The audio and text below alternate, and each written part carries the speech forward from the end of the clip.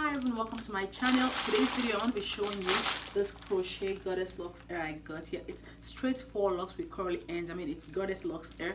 It's from Amazon. It's from the Beyond Beauty store. Beyond Beauty, again, thank you so much. They sent this hair to me a while back. I just had the time to use the hair now. It's their crochet goddess locks hair in 14 inches. They sent me 6 bags of the color 1B30. Yeah, 6 bags. I got 6 bags, but for some reason I thought to just use 4 bags, and I didn't even use all of 4 bags. Like 2 old bags left, and this is the bit remaining from the 4th bag. I used 4 bags. Each of the pack had each pack had 24 locks in. This is the hair right here.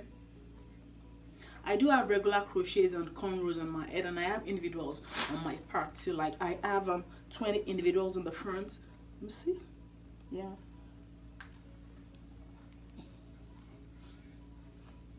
This hair is so easy to use. That's why I like it.